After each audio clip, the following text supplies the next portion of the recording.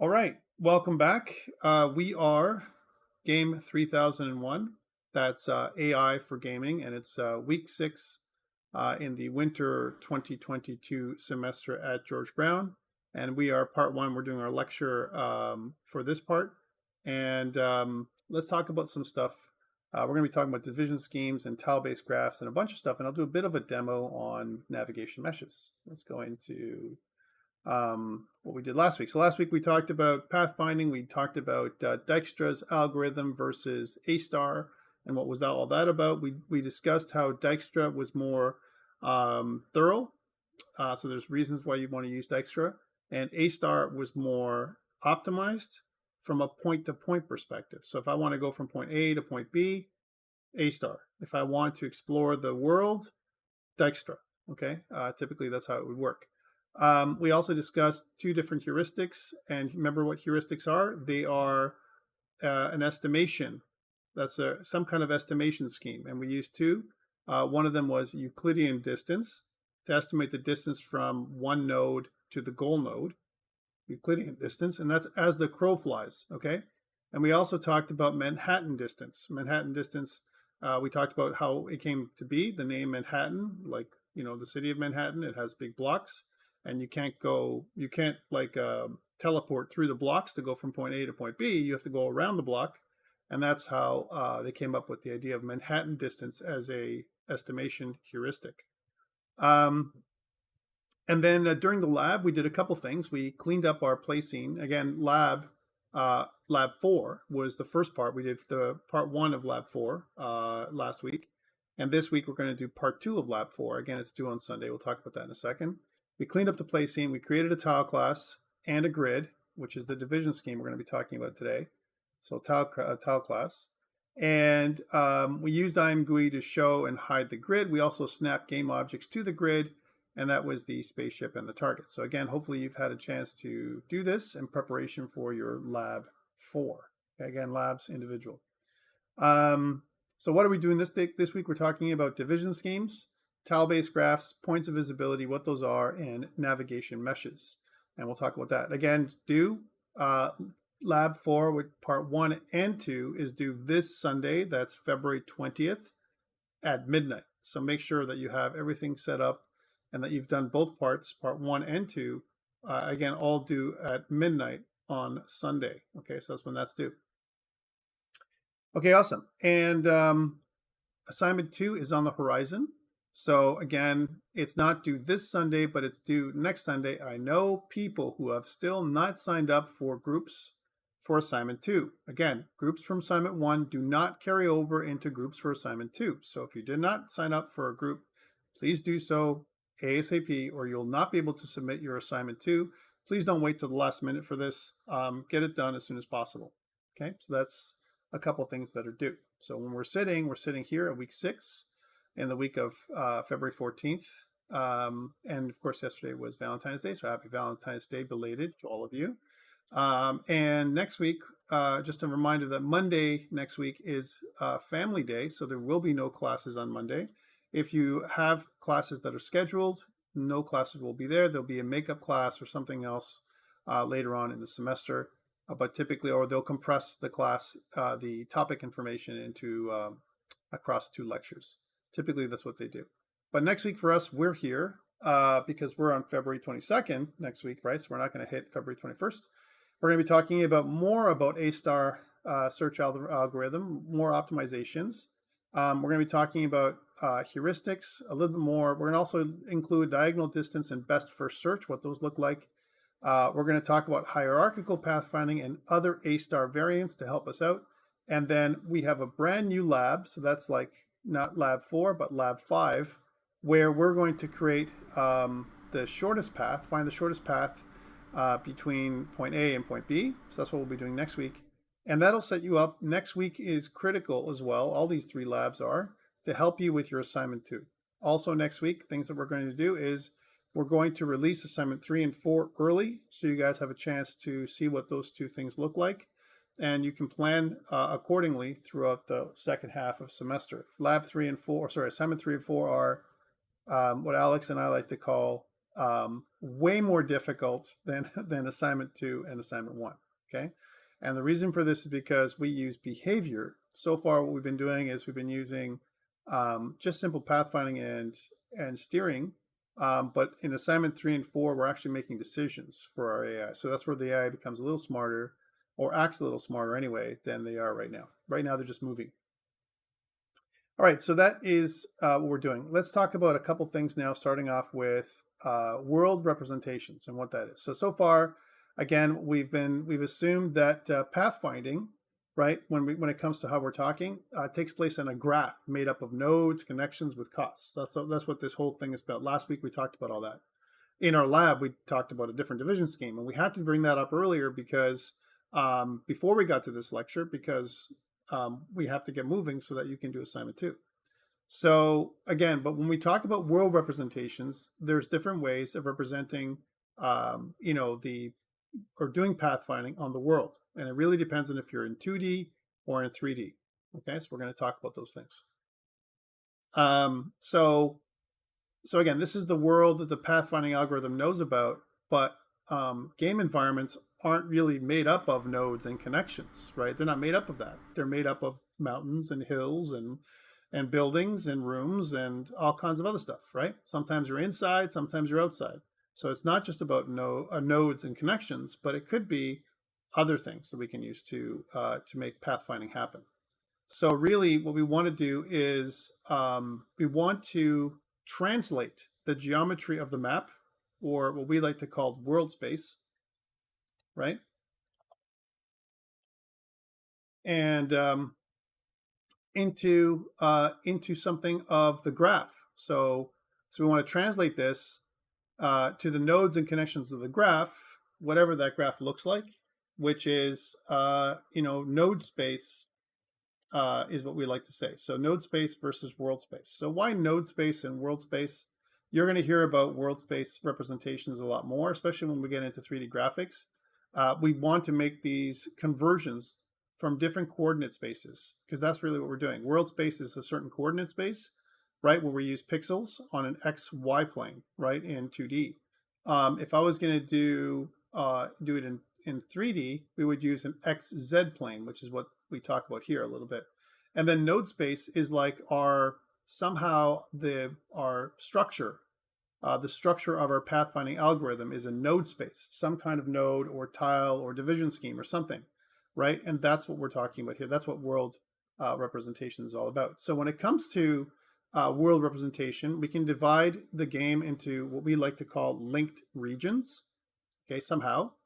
And there's different ways this can be achieved, and they are all called division schemes. So if I have a division scheme, I want to take up my world, divide it into some smaller bits, and so that way I can navigate from one part of my world to the other. That's really what I want to do here. And for each division scheme, we want to have a few considerations. One of them is quantization and localization. That's the conversion. Generation, how do I make that division scheme happen?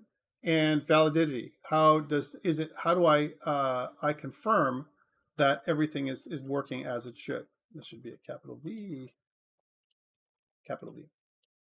All right, so that's one thing I wanted to talk about. So quantization and localization, they kind of go together, and we'll talk about what the difference is between them. And actually, they're different words that mean kind of the same thing.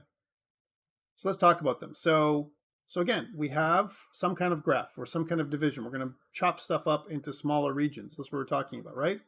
And we need a mechanism to convert from locations in the game to nodes in the graph. Okay, we need to be able to do that. So when an autonomous character decides it wants to reach a switch, for example, or some kind of something that they want to do, something that they want to activate, it needs to be able to convert its own position, right, and to the position of the switch, the place where it's moving to, the goal, if you will, into graph nodes. And so what we're talking about is we need to convert world space into node space, world space into some kind of our pathfinding space, if you will, whatever the division scheme is. That process of of converting from world to node space is quantization, okay? If I want to go the other way around, if I want to convert back from node space to world space, that is called localization. Okay, so there's same thing. It means kind of different thing, the different words, but it's kind of talking about the same thing. Translating from world space to node space or graph space, and from graph space back to world space, which is localization. So again, it's and the reason why we want this is because the world is normally divided in some kind of pixels, or it could be meters in Unity. And we're going to talk about Unity later on and see how that works, right? So we have some kind of units, a division that we're using, some kind of division scheme in the world, right? And then what we want to be able to do is make a one-to-one mapping between what's happening in the game world and what's happening in the actual in node space. Like, how do I convert, how can I tell that the character, the autonomous character or AI is actually on the path, they're following the right path? All right, so that's the first thing, quantization and localization. That's a consideration for every division scheme. The other part is generation. How do I generate my world? So again, lots of ways of dividing up. We can do it by hand, so manual, and we can also do it programmatically, so through code or algorithms. Okay, and typically there's a few different ways of doing it. Manual techniques use the Dirichlet domain. It's something. It's a way of putting things together. It looks almost like a little mosaic. We're not going to cover that today. But the most common algorithmic methods are tile graphs, right? That's one of them. Points of visibility and navigation meshes. And those are the three things I'll be talking about today. Tile graphs, points of visibility, and navigation meshes. And I'll do a little bit of a demo on that. So of all these, navigation meshes and points of visibility are usually enhanced, if you will, so that they automatically generate graphs with some user supervision. And the reason for this is because it can automatically be done. Whereas graphs, tile graphs, we can generate them, but they need a little bit more care. Okay. Let's talk about validity. So again, we've been talking about so far quantization and localization. This is a consideration. We talked about generation techniques. How do I make the division scheme? And the next one is validity. How do I know that it works or it's right, as an example? So again, think about this. If somehow I have a plan or division scheme that tells an autonomous character to move along a connection from point A to point B, and basically that autonomous character should be able to do that, right? And if they can't, that's an issue. If the quantization regions around A and B don't allow you to move from where you want to go, then really our Pathfinder, which is kind of our algorithm, is useless, right? So for a division scheme to be valid, if all points in two connected regions can be reached from each other. So in other words, I should be able to go from here to there, right? Or from here to there. Notice that this could be a problem, right? So here's a problem. We just dealt with this in your assignment 1. We talked about obstacle avoidance, right? So imagine we're not doing obstacle avoidance. We're not using kind of raycasting or anything like that, but we're expecting that the character should be able to traverse around a corner like this, right? From one area to the other. There's two areas here. You can see the division right here, without crashing into the wall, right? That's where it would have to be. So we'd have to make some kind of either divide this area into smaller bits, smaller chunks, if you will, or when we're planning our level, think about how the character is going to move. Again, they're going to move based on the division scheme that we're giving them, right? Here's also another problem. Instead of going this way, the autonomous character to find the shortest path is going this way, which is incorrect, right? And the reason why this is happening is, again, because of the division scheme, right? So we got to let kind of inform the autonomous character that, this is the wrong way somehow. And there's ways of doing that. We can enhance the validity of each division scheme by adding additional tools in our toolbox. Like, for example, a sensing radius. We can also use line of sight in combination with pathfinding, right? So we use pathfinding. So imagine, here we have a wall and we can use line of sight or feelers to get around the wall. So again, we can combine it with something like steering behaviors, okay? Or if we think about this, let's suppose that I'm going into a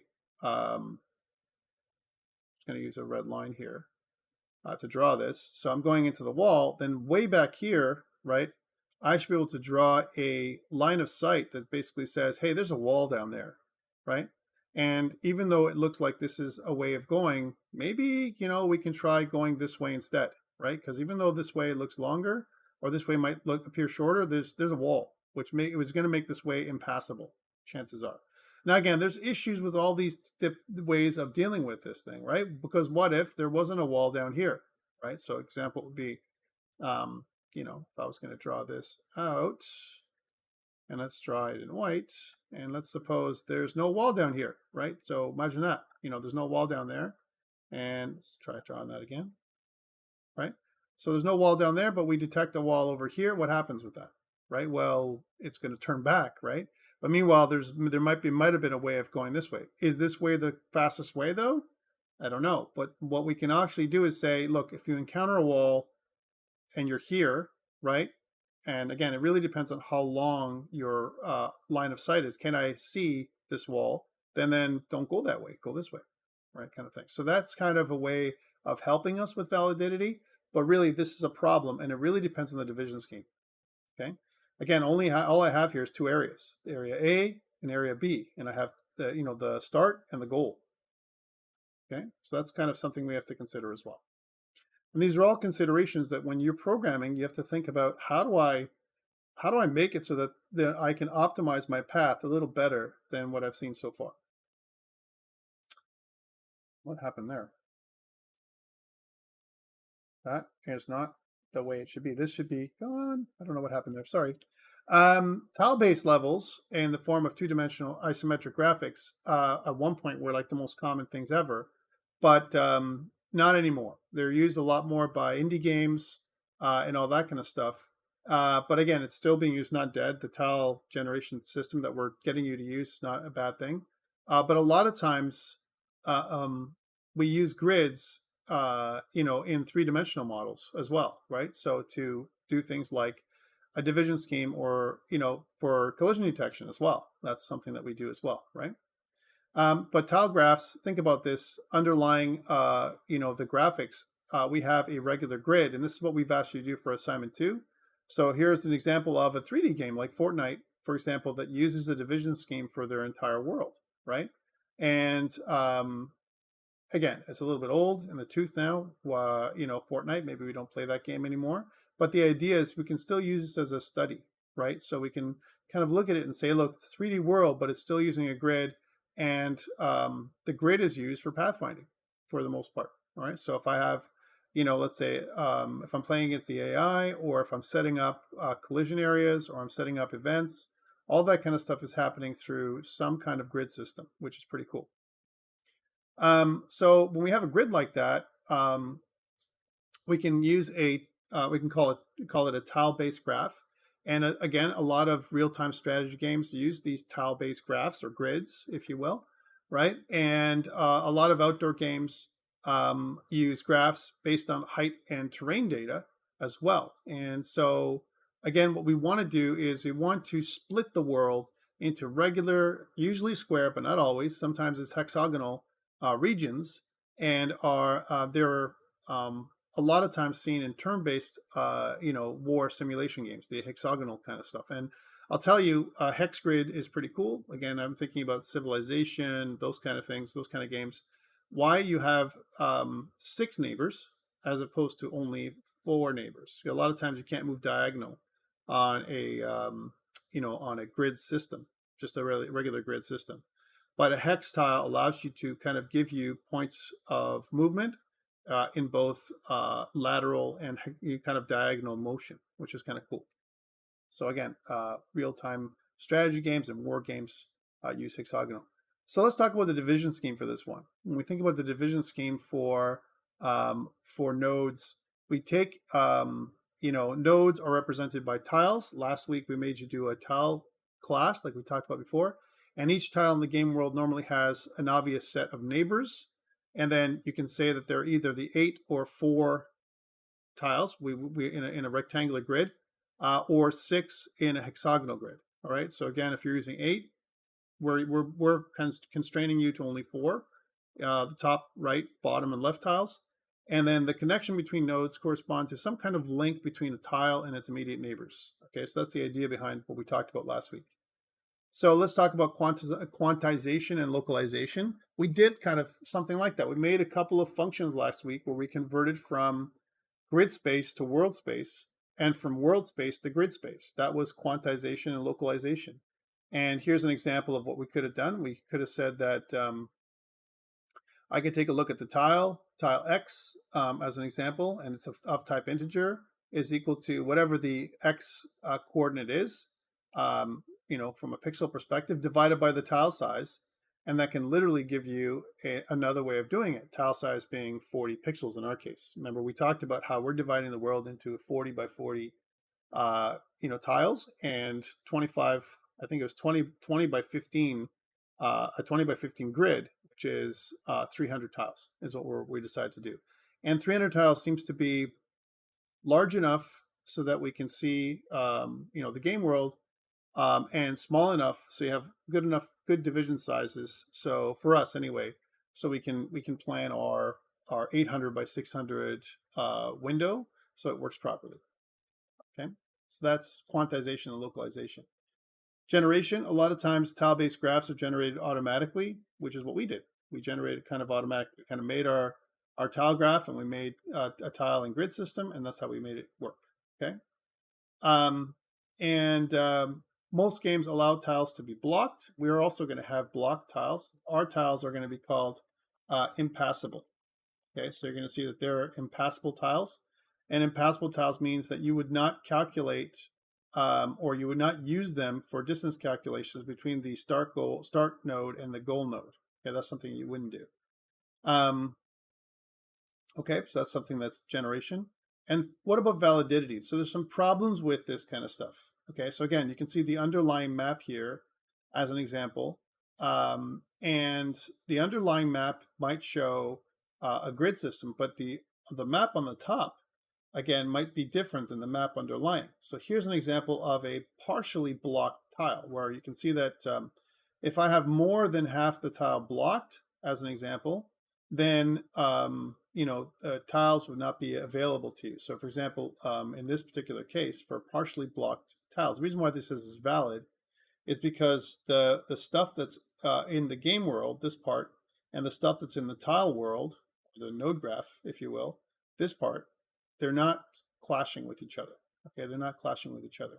So how would this work? Well, that means that this tile here, right? I mean, I couldn't go here because it would be impassable, this one.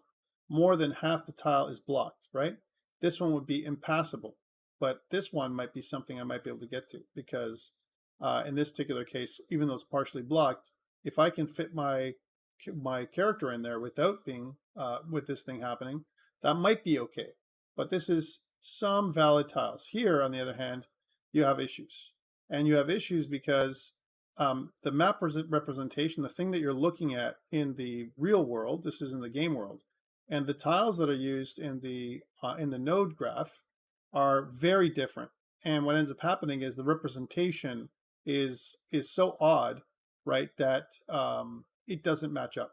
It doesn't quite match up because you have a lot of these extra tiles, this one, maybe even this one, that are impassable. So it would look like this, right? So you'd have a shape like this to go around this area. You couldn't traverse here, most likely, or here or here. So that's kind of weird for you to go around this tile.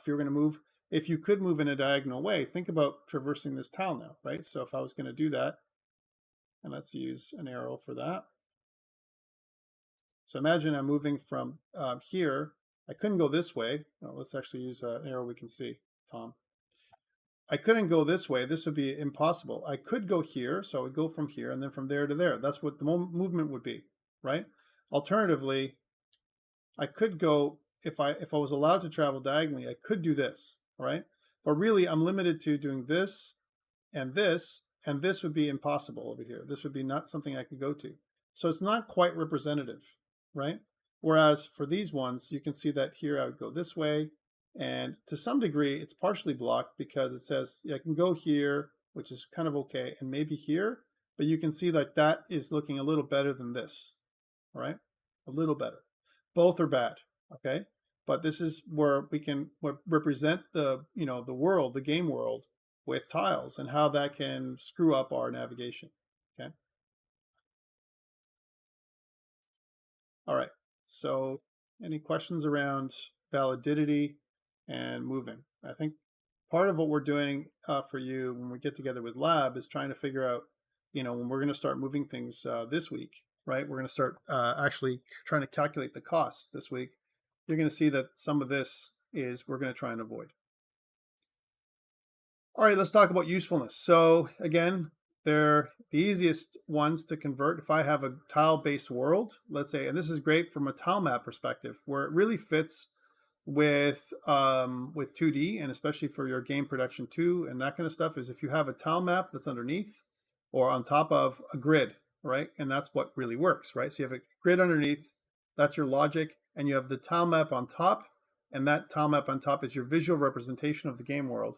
When they match, it works okay, but sometimes we have some clunky movement, right? So look at these paths. So this is the output, which is a blocky path, right? Because you'd want to go this way, and that's what the character is going to do, right? The autonomous character.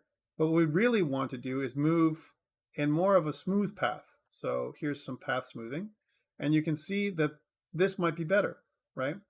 Because it's a lot more efficient to do this from here to here than to go from here and then across there and then across there. It's very blocky. It's like weird movement for the game, right? Again, that might be okay depending on the kind of game you make, but it could also present a real visual aesthetic that you may not want.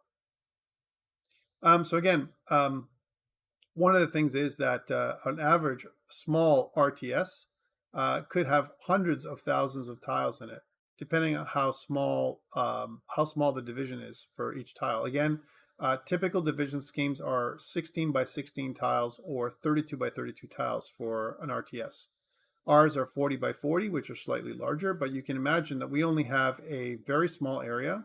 So we only have a screen that's 800 by 600, which is good, small, it's constrained.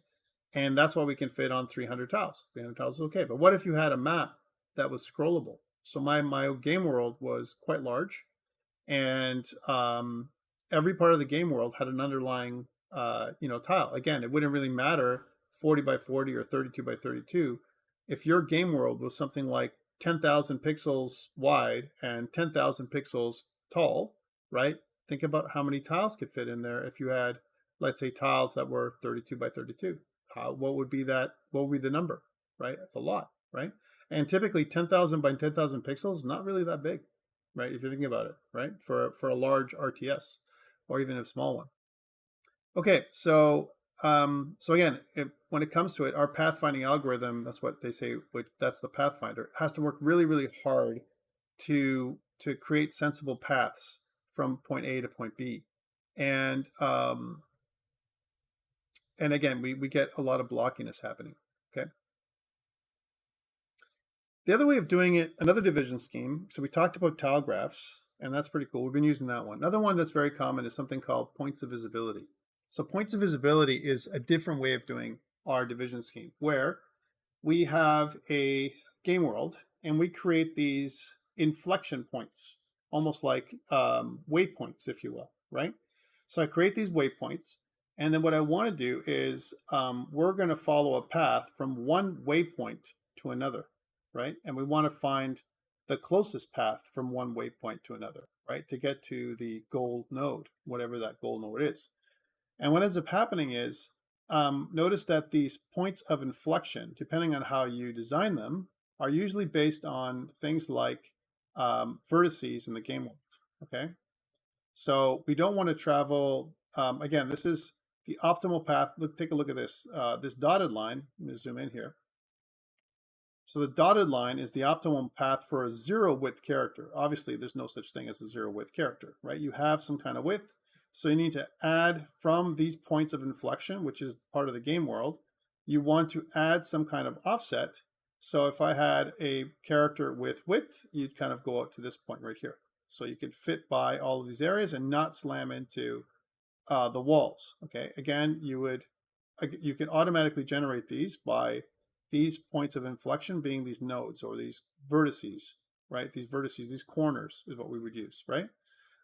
You could also do it manually where you can assign points of inflections in a game world. Again, this could be a lot of manual work to set up. It could also be done automatically. And you can see that Vertex Offsets is something that's neat where you can say, okay, here's one, here's another one. Take a look at these two though. They're very, very close to each other. And, you know, potentially if you had more than one autonomous character using the same path, you could make them collide without knowing to because of this, because you're creating offsets between, you know, each of the corners, right? You're kind of creating an offset. This is the offset from the corner, right? And these offsets is what you're telling the autonomous character to go to, right? If that makes sense.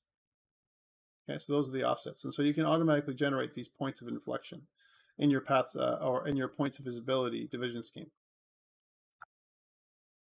So let's talk about this and what the challenges are with this.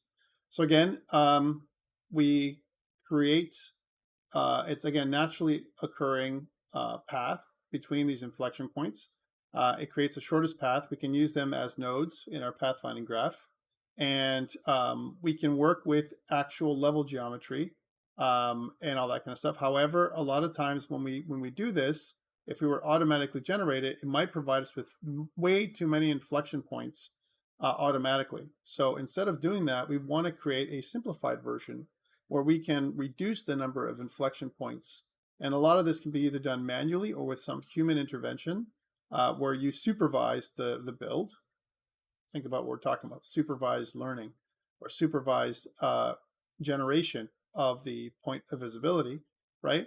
Where we can, so that there's not as many inflection points, but still you're able to pass from one part of the world to the next. Okay, that's the idea behind it. And you also can use these points of visibility from collision geometry, so things that are in the game world, or you may be able to generate them in a different way, right? And so again, you can build a graph that way. So sometimes what we want to do is create rays and cast them between each of the points. That's what we want to do. And when we create these rays, like using ray casting from one point to the other, we suddenly just, you know, kind of just describe a path. And why rays? If I don't have any, if I can't see at the other point, as an example, then there's no visibility. And that's why it's called the points of visibility approach. It's called the points of visibility because we have to be able to see from one point to the other point. Okay, that's the idea behind it. But a lot of times, because I have a lot of points of visibility, the graph that we create, which is, you know, kind of a graph of nodes, is huge because a lot of times in a complex cavern, we might have hundreds of inflection points because a cavern is irregularly shaped. So here's an example of connection between nodes. So I come into this point, you notice I have 4 different doorways into this one place. And how would I create these inflection points again? Remember, I create these inflection points from the offset from our geometry, our world geometry. So if I have a collider that's here, then I'm going to draw a, you know, kind of an offset. Let's do a straight line. How about that? We want to draw an offset from the corner, you know, to the point of inflection, right? As an example for each of these things. So you can see this corner here. I might have another corner there. This is where you get the points of inflection. Okay. And then what we want to do is we want to draw, if you're coming into this point, well, what are my points of visibility? Well, I have a point of visibility here. So I can go from here to here directly, or I can go from here to here, then from here to here. And then it really depends on if this is valid right here, right? Because what if the character is wider than this, he'll smash or they'll smash into the corner. And again, you can add additional control points like this. Even in a simplified graph like this, you can see that there are many connections for each node. So each node has, like, here's a node. If I come to this node, I have 1, 2, 3, 4, 5, 6 connections. If I have 6 connections per node at minimum, so 1, 2, 3, 4, 5, 6, you can see that each node, that's a lot of connections, right? You'll see the same thing for your our tile-based grid that we're doing right now. think about it. I have 300, tiles in our grid. Each tile could have up to 4 neighbors, except for the edge tiles. The edge tiles will only have 2 viable neighbors, let's just say, or sometimes only 1, right? And why is that? Because if you think about the grid, and if we were going to draw the grid out for a second, just to compare. So if I draw the grid out, and remember that we can have a tile up here in the grid, right? We can have a tile. These are all cases. I can have a tile here, and I can have a tile down here. I can have a tile in here, and I can have a tile over here. If I was going to do back to the grid division scheme for a second. And these cases all have to be dealt with, every one of these things, right? So you can have 1, 2, 3, 4, 5, 6, 7, 8 unique cases where you only have 3 or only 2 neighbors in our case, right? And to think about this, when we plot out our neighbors this week, because that's what we're doing this week, we're kind of figuring out our neighbors. So in this scheme, this guy has 2 possible neighbors because, again, we're not doing diagonal, right? This guy has 1, 2, 3. So that's a second kind of thing. But this guy over here is null, and this guy has null, null on the top and left, right? And you can see it's the exact opposite here and the exact opposite here. So we have these 2 tiles, but none of these 2 tiles. These 2 tiles are null pointer, right? They're impassable. There's no way to get to those because we're at the edge of the map, right? So again, you can have up to 3. And this is the way it's normally going. So for these tiles, and again, anything on the side, so all of these tiles here, all of these tiles here, all of these tiles here, and these tiles here, plus the corner tiles, those are all tiles that have less than 4, right? So how many would that be? Well, you can count. I have 20 here that are less than 4. I have another 15 here that are less than 4. And I have another 20 there, another 15 there, and we subtract the corners, right? So you're subtracting, so 20 and 20 is 40, and 30 is 70, minus 4, right? So 70 minus 4 is 66. So you have 66 tiles that have less than 4 neighbors, but the rest have all 4 neighbors. So if you were doing that calculation, how many neighbors would you potentially have, right? Let's see if you can figure it out, guys. That's a lot for a division scheme that's pretty dense compared to this, right? This looks like a lot of connections, but actually our division scheme is more dense than this one. Okay, if you think about it. Make sense? All right, so let's move on. Hopefully it makes sense to you. So the next thing I want to talk about, and this is the last scheme I want to talk about, is navigation meshes. Okay, so let's talk about navigation meshes and how they're created. So again, tile-based graphs, points of visibility, they're useful, but but the majority of modern games with 3D environments use something called the navigation mesh. A lot of times we just call this a nav mesh, right? So again, if you're familiar with Unity, kind of talked about nav meshes in our first semester, but I'll talk about them again today.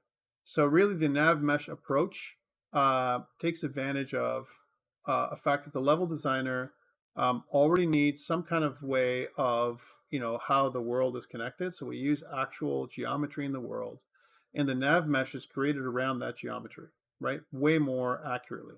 And since the level is made up of a bunch of polygons, then all we need to do is connect our nav mesh to the vertices of those polygons in existence, whatever those polygons are, right? And again, we can use this as a representation for pathfinding. So how do we do that? We create something called floor polygons. Okay, floor polygons. And each polygon acts as a node in the graph. So the center of that polygon would act as the node in the graph. We'd have a kind of like a midpoint, if you will. And that's the midpoint between all the vertices in that polygon. And then the graph is based on the mesh geometry of the level, and therefore that's why we call it a nav mesh. Okay, navigation mesh. This is an example of what it could look like. So take a look at in this division scheme. So if we look at this division scheme here, you can see that the entire game world is using the vertices that are in the world itself, to create the divisions or the polygons, right? Let me explain a little bit more in detail so you can see it. So again, you can see that there is a vertex here, and we kind of connect these two vertices together, and then you have a triangle. You have this one, and this one. So the center point of that triangle is our first node. So then we would kind of do something like this. Let's use that node that's right here, the node that exists. So there's our node, there's our first node, and it's usually in the center of the triangle, right? Okay, cool. Let's keep drawing all those meshes. We want to kind of interconnect all the meshes in our level, and that's what you see here. So I draw a point here to here and a point here to here, and I have this one, and there's yet another one now, and there's another one here. You can see that all they're doing is they're using the geometry in the level to create these little triangles. That's what's happening, and that's the nav mesh. So now here's where it gets really complex, where I have something like this as an example, which is a very irregular object. Okay, so you can see there's many inflection points here or nodes, and we'd have to connect all of them up. And you can see as we get closer in here and we start making these divisions, this is where things can get really complex, right? The stuff out here is not so complex, right? Like really what you'd probably want to do is something like this too, where you kind of connect these ones and you wouldn't do those ones. You'd probably do kind of a connection between here and there, but it can be something very complex like this if you want to. And then once we have all these nodes, however many nodes we have, it's again, the node in the middle of the triangle that you're creating, right? The mesh.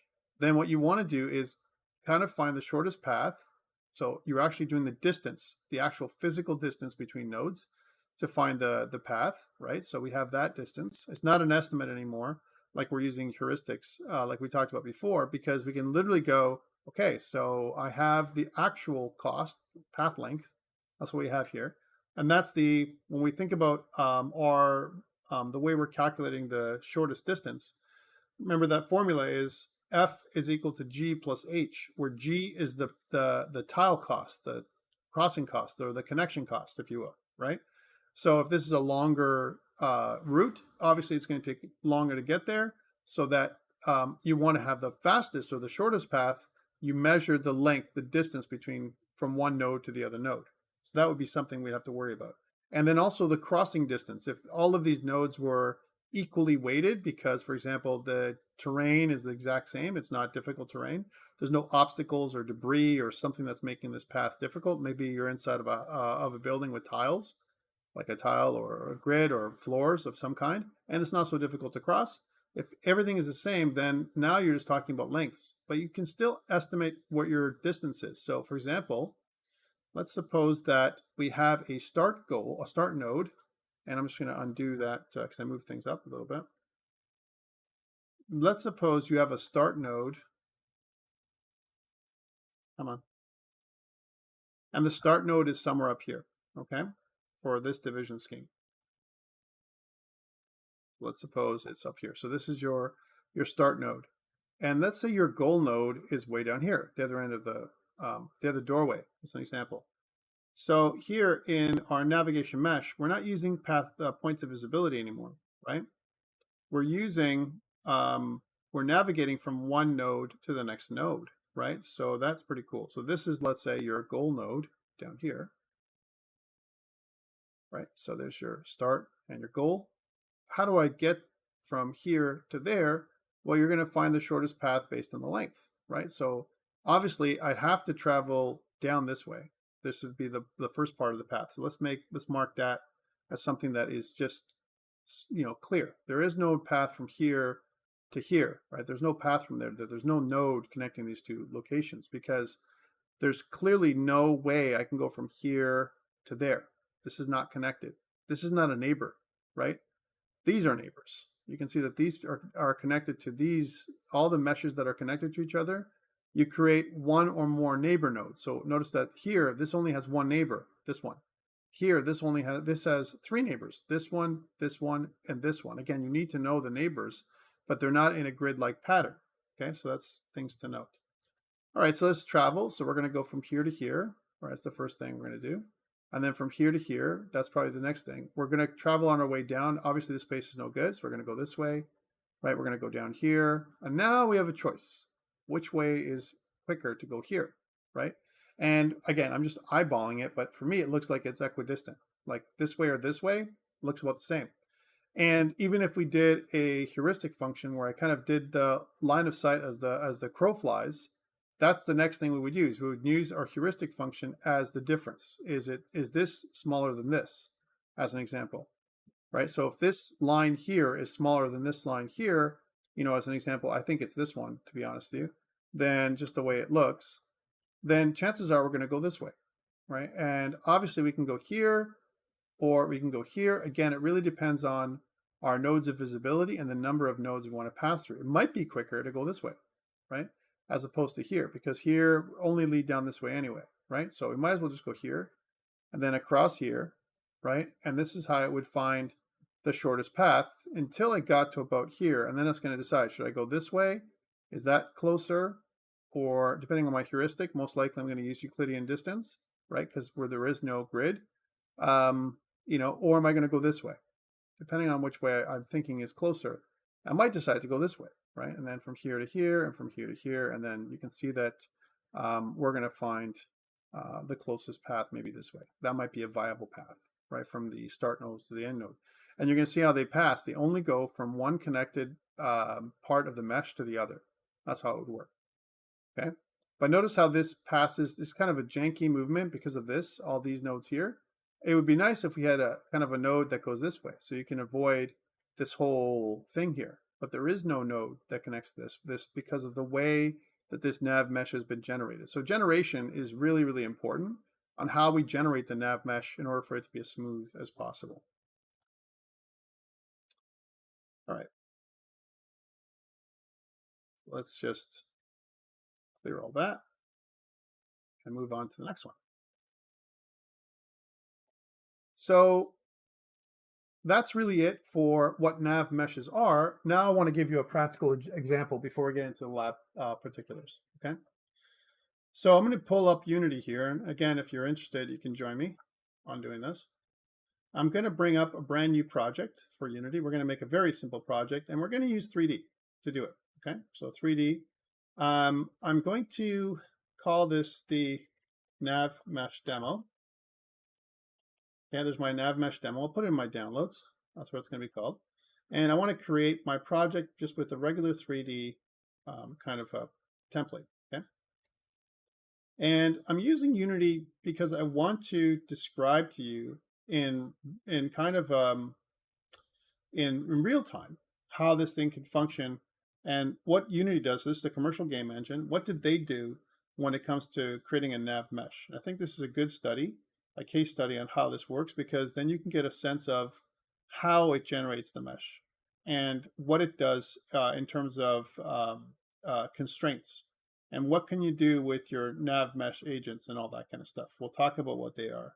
Nav mesh agents, or an agent, we know what that is because we've talked about that in our own division scheme, because we're using our own division schemes for navigating. We're using a tile-based navigation scheme, right? Is just an autonomous character that's going to navigate around the world and have a I'm sorry, Devin. I'm not trying to tease you. I'm just trying to show you what a nav mesh looks like so that you know it exists in Unity. And going in the future, when we hit the future, we'll talk more about this when we're together again and in another course. But it's important to understand what nav meshes do and what the difference is between this division scheme and the division scheme we're using right now, which is tile-based. Okay, so that's why I'm bringing this up. And it takes a bit of time to set this up for anybody. So this is why I'm doing it right now. All right, and one thing that Unity does, again, Unity being a game engine, we talked about Unity in first semester. I'm just going to go to my 3D layout for a second. So here's our 3D layout this time. Again, we're using it in 3D compared to 2D. It's okay, same thing. And it's just easier in many ways for me to talk about this. So just like we talked about before, we have a sample scene. And if I was going to start off in Unity, just to do a simple tutorial, I would start off with setting up my project, just like we normally would even in C++, right? So I would change the sample scene here, rename the sample scene, let's call it main, right? And we have a main camera, which is here, so we can see what this thing is saying. and a directional light, which is giving us light in the scene. I want to add a couple of different things here. Let's add in, so we'll add in a few objects. I'll make a 3D object, a plane. So here's our plane, and this will be our ground plane. We'll call this the ground. And we can make this ground bigger. So to give us a little bit more interest, let's make it 10 times bigger than that. So really big. Much bigger than what we normally have, right? And what we want to do is maybe give it a bit of a material. So let's add a material folder. So we'll add a material folder here. So again, materials. And I want to make a material for the ground. So again, we'd add in a material. Remember that a material is just a shader program, or holds, it's a container for shader programs. So we're going to call this the ground material, right? And just to be fancy, just because we want to get fancy because we're together, what the heck, right? Well, let's add another folder called textures. And I want to make this ground material look like cobblestone. So I'm going to go up on our marketplace here. Let's grab a cobblestone texture. So I'll go to textures.com. I think it's a great little site where you can grab any kind of texture you want. I'm going to go and grab some ground textures. Let's take it, so it's going to be a gravel texture. Let's say cobblestones, so some kind of gravel texture. And I'm going to make it so I grab this gravel texture. There it is. I've already grabbed this, but let's just download it again. So we'll call this the gravel texture. Just going to grab this in just to make it a little more interesting than just a blank ground. I can do blank ground too, but what the heck. So we'll call this gravel cobble.jpg. And I want to drag this into our Unity inside of our textures folder. So again, I'm just going to bring up that downloads folder. And here's our gravel cobble texture. We'll put it right into the textures folder. Right, there it is, gravel cobble. And you can get a preview of what this is going to look like in Unity, so what it's going to represent in our ground. So in our ground, we have a kind of a simple material called default material. What we want to do is we want to set up our ground material so that it uses the gravel cobble texture. So I'm just going to grab this gravel cobble texture and just drag it into the albedo channel, which is kind of the base color channel for our game, right?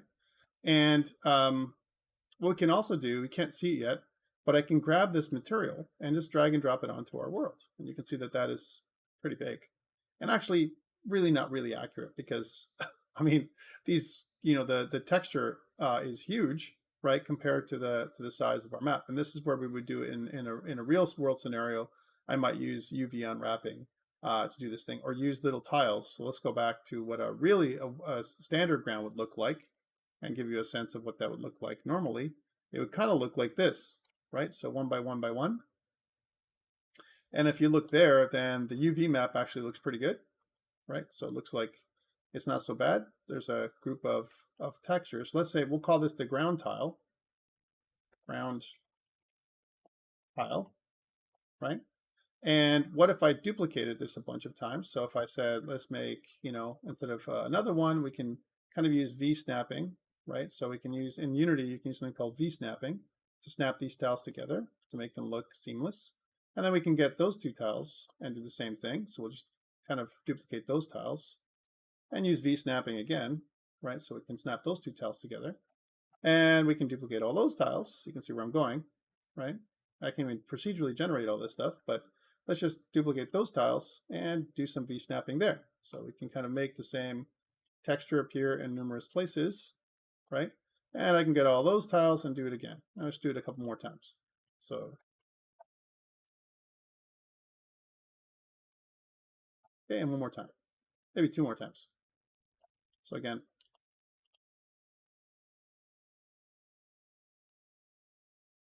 and you can see this is not a long process. Okay, one more time. And then I can put all these tiles inside of another game object so that it's not totally going to flood my hierarchy with all these tiles, but you can see that I'm just manually putting them all together. Okay, so there we go. There's our game world. And what I can do is I can grab all these tiles now, and I can simply just put it into an empty parent. We'll call these the ground tiles. There we go. And we can make sure that all of these tiles, if I looked at all these tiles, that they're all kind of aligned properly and they don't have any Y component. The Y component should be 0, right? Because otherwise it'll be uneven. So I think we've done a pretty good job. That's our ground tile, and it looks pretty good. It's kind of seamless texture that's been used. So it's kind of a tileable texture that we can use to kind of put this together, which is pretty good. Yeah, I'm giving you time for you to do it. So if you want to try and do the same thing as me. All right, so that's your ground tiles. Excellent. Let's save the scene, right? And let's save the project. File save project. And the next thing we want to do is, now that we have materials and textures, let's set up our player object and our enemy object, and maybe some obstacles as well. Okay, so first let's set up our player object, and we'll make the player object into a, we'll use cylinders for this. So again, I'll make a new 3D object. We'll call it a player, right? So cylinder, and we'll make that the player. And we'll make sure that it's reset so we can see it way over there. And we can move it around. So move it over here on this side of the screen. See, the tile map isn't too small now. It's pretty good, right? I want to make sure that the cylinder is above the ground. So something that looks like this, right? So let's say at 1. There we go, touching the ground. And we want some kind of player material. So again, in my materials, I'm just going to go here and make a brand new material. And we'll call this material, what happened to it? It went out into La La Land. Okay, refresh. No. We'll make a brand new material. That was weird. We'll call this the player material. And the player material is going to be green. Okay. And I'll take this player material and drag and drop it onto our player so we can see it's green. And then we'll make an enemy. So there's our player. We'll actually tag this as the player, right? So there's our player. And we'll also make an enemy, right? So let's make an enemy. So create another, we can actually duplicate the player. So Control D, duplicate the player. But instead of using the green material, let's use another material. Let's duplicate the player material. And we'll say that this material is the enemy material, just to make sure we have enough time to do all this today.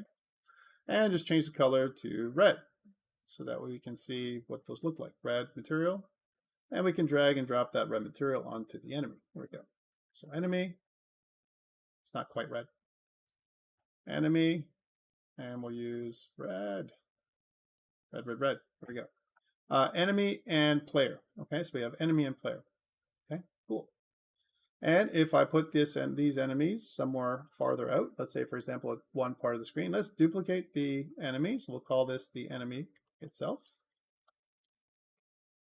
And I want to use prefabs. Remember what prefabs are? We talked about this in first semester, first year. They're like duplicatable instantiated objects that I can use again and again. So there's prefabs. I want to grab my enemy and put it into the prefabs folder, and it becomes a prefab, turns green, blue, right? And then I can add additional things to the enemy in order for me to move around the game world, okay? So that's the enemy. And what I want to do is two things. I want to add my nav mesh. I want to bake a nav mesh that includes all my tiles. That's what I want to do now, right? And I want to be able to, again, Christian, you don't need to follow along. I want to show you what I'm doing here, just how simple it is and what Unity does to create our nav mesh environment, okay? So again, we have our player, we have our enemy. It's kind of on the game board. And what I want to be able to do is have my enemy find and seek to my player. So first, what we need is to set up something called a nav mesh. What I want to do that is I want to select all my tiles, like so. So these are all the tiles that have been selected. And what I want to do is in my window, I want to go to AI and I want to go to navigation. It's going to bring up a navigation window. I want to create a navigation static mesh. So I'm going to click on this. That's all walkable. Very simple. This is like a few clicks in Unity to try and make this work. And notice that I have an area for agents. Normally my agent tells me how tall my autonomous agent is. So the height is 2 meters. My radius, how wide they are, how fat they are. 0.5 meters, right? Step height, 0.75 meters, and maximum slope they can climb is 45 degrees. So it gives you some kind of control over this. I also can add different areas that are walkable, not walkable, jumping areas, or even areas that are impassable or difficult terrain if I want to. And then we can do something called baking. So I can just click bake. And if I bake the mesh based on my agent information, then you're going to get a mesh that looks like this. Take a look. It's a massive mesh.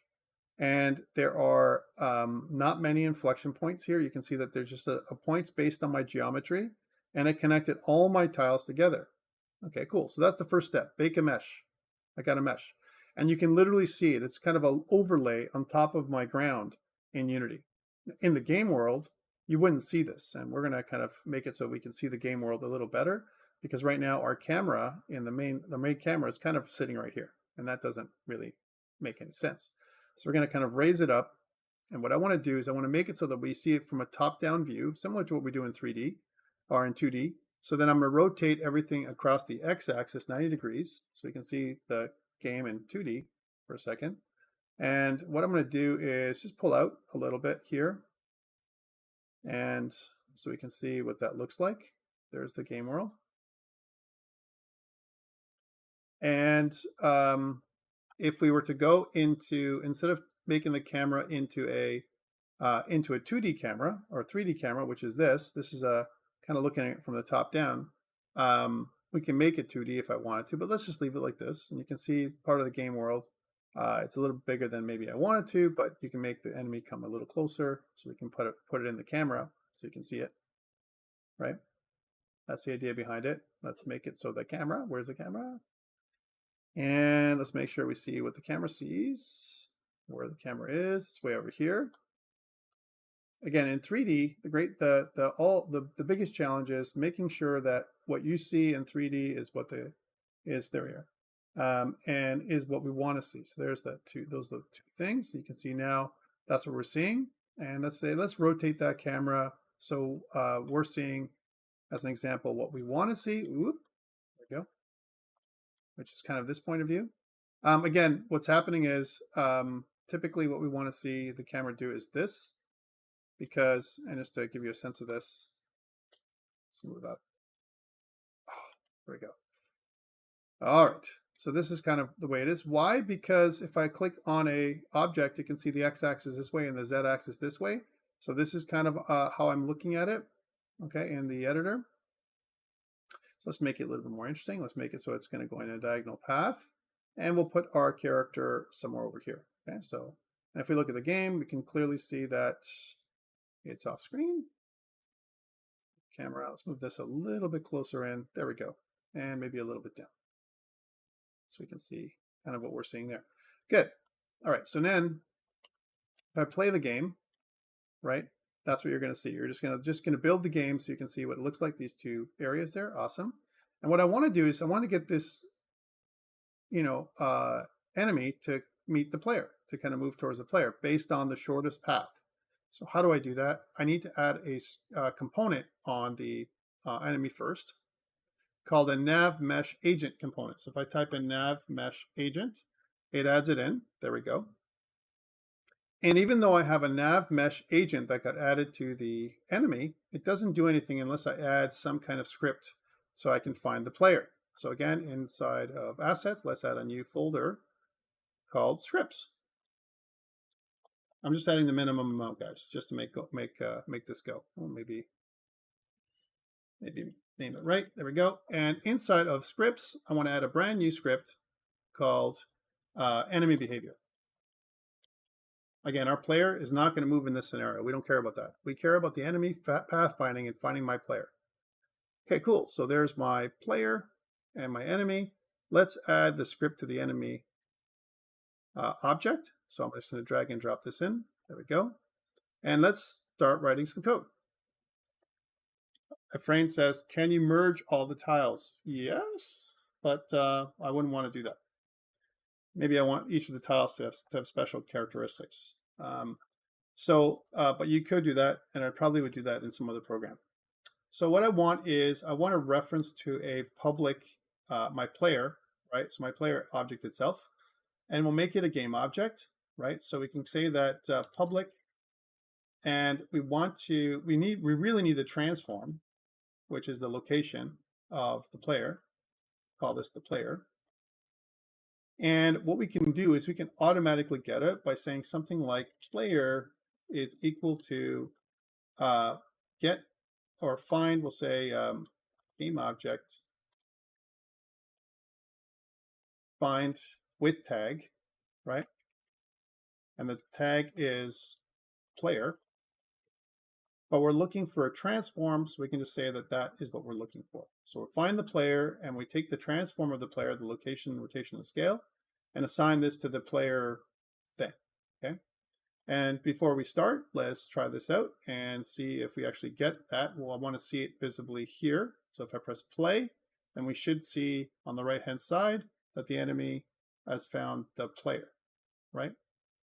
So what I want to find is something that is tagged as a player, and of course it did, because our enemies by accident were tagged as players because we made them as duplicates of the player. Let's change this, and let's add a new tag for the enemy. We'll call this the enemy, just to make sure. And tag the enemy with the enemy tag. And so there's only one thing tagged as the player, just this one. And we'll make that a prefab too, just for, completeness. And enemy, let's override everything. We'll apply all those things to the prefab. And now let's see what we get when we run it again. So again, I'm looking at the enemy, and I really want to see that this thing right here, this enemy behavior finds our player. Otherwise, there's no point. And yeah, there we go. So it knows where the player is. It knows what the player transform is. Awesome. Okay. So that's the first step. And then what we want to do is in our script, so back to our script, what we want to do is we want to say on update, so that's every frame. I want to say that we want to get a reference to the nav mesh agent that's in our enemy. So we'll make that a private object. We'll call this, and we need to tap into Unity Engine .ai. So it's a simple library we tap into. We can say that this is the nav mesh agent. We'll call it the agent. And the nav mesh agent component is something that is part of our character. So we can say agent is equal to get component and then nav mesh agent. Make a reference to that right in the start method. And then what we'll say is, hey, on update, every frame, I want to set the destination of my nav mesh agent to my player.position. And in these lines of code, right, we have enough to make navigation function. Let's try this out and see how this works and see if it's going to work exactly like we want to. So let's play and let's see what happens.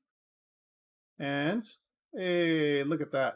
It moves towards our player. And if I take my player in real time and move it around, the nav mesh agent is going to follow it around in the shortest path. And it's doing it based on geometry. All right, so again, we have a nav mesh, and the player will just follow, or the agent will follow the player based on my geometry.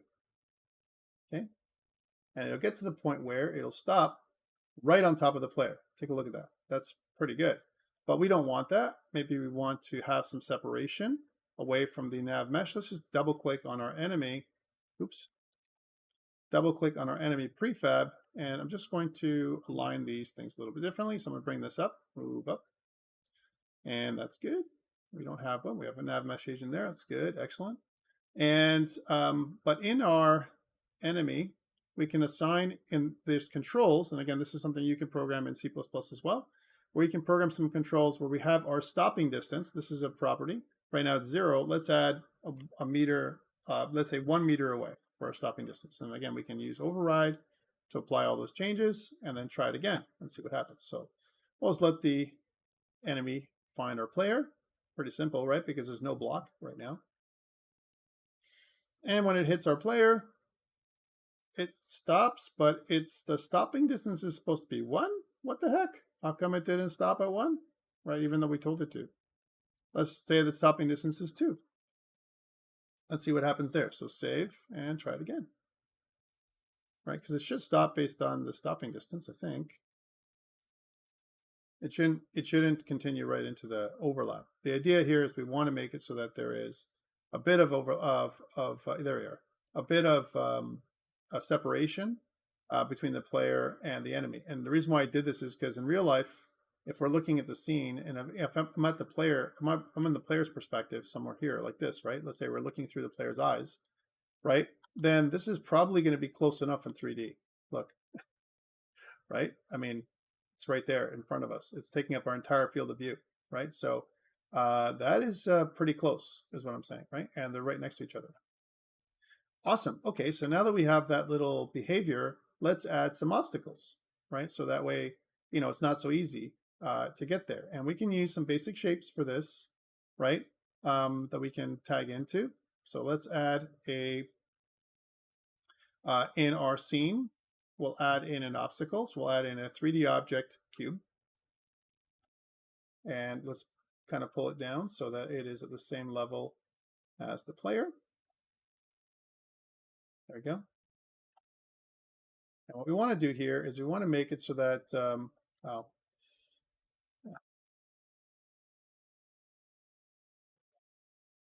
make it so that the obstacle is going to be relative in size to what we want to go on. So I'm going to make it, I'm going to size it here by eye because we don't have a lot of time. So let's go over here like this. There we go.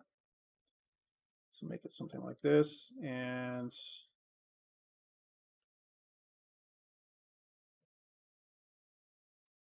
this way.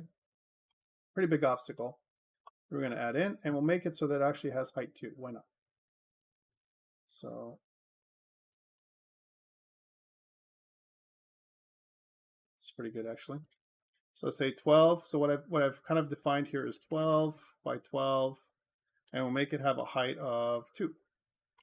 So it can have that height, and we'll move that obstacle up so that it is kind of at a height of 1. And we want to add this into the nav mesh. This information we want to add into the nav mesh. Let's make this obstacle have another material. We'll call this obstacle, the material that we're going to make is going to be called the obstacle material. There's our obstacle material. And we want to kind of make this obstacle material black. Something like that, or even blue. Maybe blue might be better. We can see some definition of what this thing is. Right, there we go. And if you don't like that blue, I don't think I like that blue. Sorry, I'm being a stickler. So maybe a different kind of blue. There we go. All right, good. So that is our obstacle, but it doesn't know it's an obstacle because it's just a cube. Let's make it what it is. Obstacle. We'll also make a new tag for it. We'll call this an obstacle. We don't have to do this, but since we're making a nice little, demo, why not? Right? So we'll take the obstacle and tag it as an obstacle. And we'll make our obstacle, we'll add some stuff in here. So notice that there is a nav mesh obstacle that I can add in. So boom, I add that in, nav mesh obstacle, and it becomes the shape of a box. You can choose a capsule or some other thing, but box is pretty much standard. And once I've added that component in there, then what I can do is I can drag and drop this obstacle into the prefabs folder. So I can have more than one. Yay. All right, what does our navigation mesh look like now? Well, it still is the same. We need to rebake it. So again, I need to click bake. And what you're going to see is if we did everything properly, then this obstacle would be in the scene, right? So that's not exactly what happened, right? So let's talk about, baking this thing and adding it in. So how do I add the obstacle as a nav mesh obstacle in the scene? So again, object-wise, again, you can click on it. We're talking about navigation static. It's got to be added in there. And we're going to say it's not walkable, this area here. And we don't want to generate off-mesh links right now, right? So we want to make this an obstacle. And let's make sure that we generate, we have to also set up the things. So let's bake. So we'll say bake, right? And notice what it did. We baked the ground. We actually created the mesh is now going around the obstacle. Notice that it has to be baked so that it doesn't include the obstacle at all. It's not something that I can freely move though. Okay, it's not like I can move the obstacle around and then all of a sudden, it's going to have a new obstacle, right? So if I wanted to do that again, I have to rebake this whole mesh again every single time I have the obstacle. Notice now that the navigation mesh is baked around it based on the geometry. Okay, let's try it again and see what happens. So again, we'll kind of press play and we'll just do it. So now you can see that it shouldn't get close enough so it brushes the obstacle, but good enough so it passes by it. And now you're going to take the direct path right to the player. Isn't that beautiful? Right? So that's kind of like how it works. Let's add some more obstacles and more enemies, right? So we can make it interesting. Take a look at these though. This is the actual navigation mesh. It actually made a couple of interstitial points here, and created, just like we showed inside of the in the PowerPoint, these little vertices. Take a look at these little vertices. So this is part of our navigation mesh. It's trying to calculate what the best mesh to create is. So I'm going to make some other obstacles. So we're going to kind of duplicate this. Again, the obstacle is a prefab, right? So I can just kind of Control D to duplicate it and move it anywhere I want. Let's move some more obstacles around. So make it so that it's here, here, and here, and maybe another one like this, right? So some obstacles to go through. And we'll make some more enemies too. We'll say, so these are obstacles. So we'll put it inside the obstacles folder. Obstacles. And then we have one enemy, but we're going to duplicate them. Control D. We'll add an enemy over there. We'll have an enemy over here, let's say. Another enemy over on this side. Maybe another one over here. And let's see how they navigate based on these obstacles and where the character is. And also what we'll do is we'll make an area over here that is not passable. So we'll make this obstacle. We'll actually change the size of the obstacle again. So we'll change this size here so that it's like cut off, something like that, right? Because you can do that, right? You can make the obstacles different sizes. We can also do the same thing for this one. We can make some smaller obstacles, make some longer obstacles, and some areas that are tighter and some areas that are longer, and we can create our map the way we want. So you can see how this can work, right? So there we go, and we'll make that obstacle like that, maybe even a little thicker or wider. Go, something like that. And so you can see that now we have our player, and let's see how these enemies find our player based on the obstacle. But first we need to bake all the obstacles. So again, I'm selecting all the obstacles, and I'm going to go to navigation, and I'm going to click on object. They're all navigation static, and I just want to go and bake. And you can see now that our nav mesh has baked around the obstacles. This is what we're talking about in the PowerPoint, where it uses the world geometry to create my navigation mesh. That's what it does. Okay. All right, great. Let's see how this works and if it's efficient. So run. And there we are. It's going to go around this. So you can see that the first enemy is going around to this part, and it's kind of going around this corner, but it's navigating around this corner here. This one has to slow down a little bit. And what about when all the enemies get together? Well, they're going to push as close to 2 meters as possible, right? And they're going to gather around the player. That can be pretty scary for the player, but you can see that all of them found a way to get there, all right? One thing we can also do is we can take our main camera, which looks at it pretty close now, and let's pull it up a little bit more. So we're sitting at 30. Let's move to 40. So way up here so we can see more. And let's position more obstacles, right? And we can actually reposition them even in diagonal format. That will make the nav mesh build a little bit more challenging. So we can say that we want to rotate here. So something like this. How about what nav mesh is that going to look like? And let's do the same thing with this one, this building here. We'll kind of rotate that one. And we'll pull this back just because it's too close to the agent here, something like that. Awesome. And let's make another obstacle over there. So I'll duplicate that one, move it over there. And just make it so that there are corridors for movement, but enough obstacles so that these autonomous agents are going to have challenges. That's the idea behind it. So there we go. Lots and lots of obstacles. Right, these are all of them. And we have some enemies. let's also collect all these enemies and put them inside of another prefab, another container called enemies, just to clean up our scene. There we go, enemies, right? And let's add another one. Let's take this enemy here, not all of them, just this enemy, and duplicate it and move it over. So something over here. And what will this enemy do compared to the other ones if I put it really close by? Can it squeeze by over here? Probably. It's probably pretty close to there. So let's take that obstacle too and modify it so that it goes right into the corner. Right, so there's no way that there's not enough room for someone to pass. Okay. Cool, now let's get the obstacles. And again, just to finish this demonstration off, here's the obstacles. And let's, again, do the same thing. Go to navigation and click bake. You can see now that it bakes the navigation mesh differently. Look at those things. Look at that. Look at what it's done in terms of geometry. Again, it's used the geometry that it has to kind of form up these little triangles. If you look really closely right here, you can see that that's what it's trying to do. It's going to create these little triangles. And the center part of the triangles is where the points of inflection are, in this case, for each of the objects.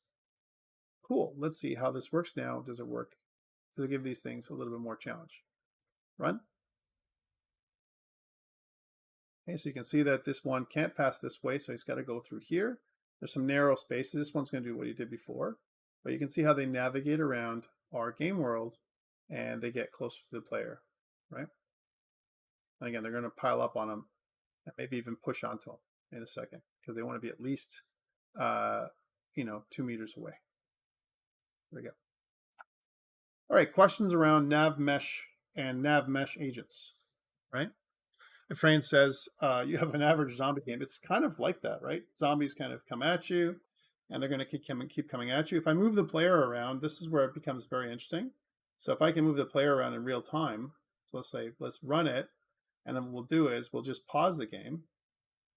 And then when we run it again, we take it out of pause. If I move the scene back into scene view and grab my player, right? And let's see what happens when I move my player around the game world, how they find them based on the obstacles. This is kind of neat that you can do this again in real time. Like what if I move my player over there now? What are they going to do? And you can see how the nav mesh agents, how they travel. I can move them over there and you can see what they're going to do. They're all together. And I can even move them in a space where maybe they can't get at, like maybe somewhere over here, right? Let's see what they're going to do and what path they're going to take. Again, really interesting how they decide, to plot out their path, right? And they're always trying to plot out the shortest path, right, to where the player is going to be. Right? It's all based on the navigation mesh. That's what it's using. Cool. All right, so that's my little nav mesh demo. Any questions around this? What is a nav mesh? You guys should have in your mind now what a nav mesh is and how a nav mesh functions. We take geometry that's already in our game world, and then what we do is we create an overlay on top of our game world, which is the nav mesh, and we use points inside the mesh as areas of navigation for the autonomous agents to find our player.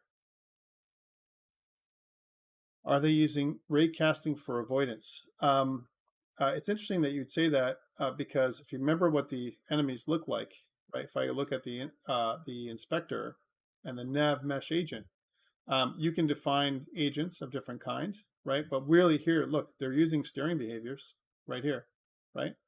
And we have a couple of pieces of information here. So pathfinding, it says auto traverse off mesh link. If there's some kind of off mesh link, we can do that. We can use an area mask that we can kind of say where they can travel. Each nav mesh agent is capable of going, right? But this is clearly, steering behaviors are clearly something that it's using in addition to using the nav mesh agent for pathfinding. So the pathfinding is being used in the nav mesh. That's where it's happening. Obstacle avoidance, I guarantee you it's using raycasting, right? Because what's happening is it's trying to navigate around a building. And how does it do that without crashing? Well, it's either that or it's using offsets. So it's kind of saying, I'm this wide. Take a look.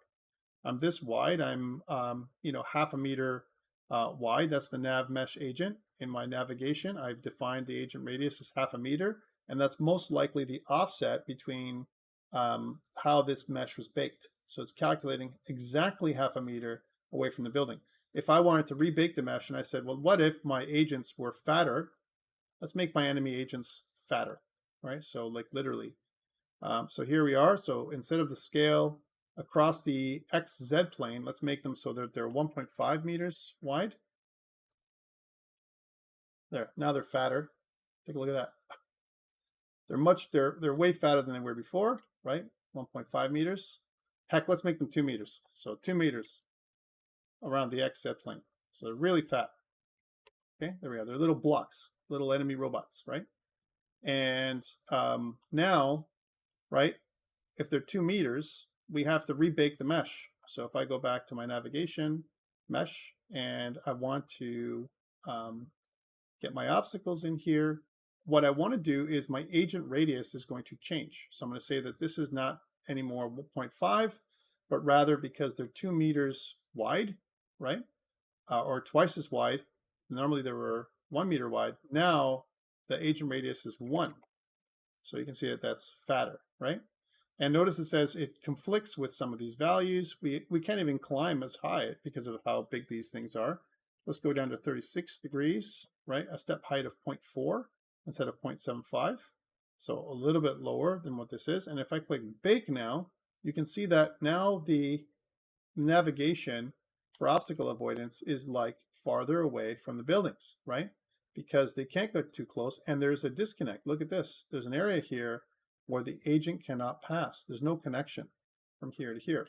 And there's also areas that are very clearly close, but not impassable. So this area here is a place where the player could hide and they could never get to them because of how fat they are. Let's try this out now and see how that works relative to the player. So you can see now they're going to have different paths. They're not going to go this way anymore because they can't. They're going to go around this because they're fat, right? And if I take the player out of the scene for a second and move them around, and let's just move that player to that spot right in here, can they ever get to him? Can they ever get to him? Right? And you can see that they're trying, right? But they really can't get close to him. They're going to stop because they can't squeeze into that space, right? And so that's an issue, right? Where they're trying, and they're going to fight each other because now they can't get so close until they push each other in there, right? So that's an issue. How about over here? That's also a problem. Single file is what's happening here because they're so fat. So I would say they probably are using raycasting for good steering, but for the most part, they're using offsets. You can see how that is clearly bunching up there in order for me to get to the player, right?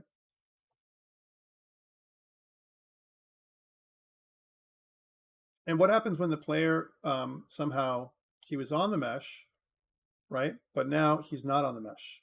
He's over here. What happens there? So that's what can happen too. The player can jump on an obstacle and then the enemies will just mill about like zombies, right? All right, so hopefully that answers your question. Yeah, so definitely high ground is the way you want to go. And also, what you also want to do is you want to kind of understand what the nav mesh is going to do and if it's actually an obstacle. In some games, whether it looks like this or not, there's no actual obstacle. It's a visual obstacle, but logically it's not. So it looks like it can't connect, but it can. Be careful. And also the other thing is that although the agents might look fat like this, the agent radius might be set to something like 0.5 again. So if I redo this, so they look fat, but now they can pass through this area, right? And we run this simulation again, you can see that now they're still going to pass through there regardless if they're too fat. They don't care, right? Look, he's going to try and pass through there anyway, even though he's really fat. Look, he's doing it, right? Okay. Any quick questions around navigation meshes and how they work? This is what this whole demo was about. All right. There's none of that. I'm going to share this project with you file, save, save project. I'll save it later on up on Blackboard. And what I want to do now is just do a bit of admin. So talk about some stuff that's coming up. So this is nav mesh agents and nav meshes. So what are we doing this week for our lab? This week, we're going to create smart tiles. Again, we're looking at a division scheme that we're going to be using, and the division scheme we have baked for you and for everyone else, me and Alex.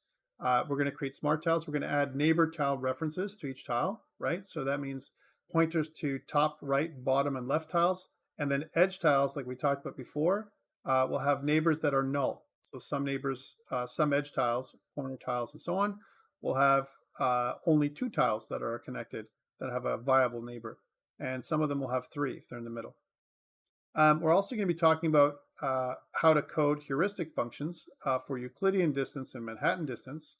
And we're also going to update IMGUI to enable either one. So you can enable Euclidean distance or Manhattan distance for our evaluation function. How do I get around? Remember, when we want to display the distance to the target for each tile. So let's say we have the goal. We wanted to kind of display in each tile the total distance costs, right, that we can estimate based on the traversal cost of the tile, which is the tile cost or the tile length, and plus the heuristic estimate, which is one of either Euclidean distance or Manhattan distance. That's what we're going to get you guys to do. And then we're going to make this dynamic so when the target moves, each tile updates cost automatically. All right, so it's going to happen in real time. So if I use IMGUI to move around my target, then the tile cost will be reflected automatically in real time. Okay, so smart tiles. And that's what we're doing this week. That'll end off your lab 4B. So remember, lab 4 is broken up into 2 parts, worth 8% of your final grade, and it's due this Sunday at midnight. Okay, so any questions around the stuff we've covered today? All right, guys, really looking forward to seeing you then, if there's no questions, on Thursday to do our labs. And again, a critical couple of weeks because these are 2 weeks that are going to help you build your assignment too. All right, if there's none of the questions, I'll stop kind of broadcasting on YouTube and we'll take questions here in the class.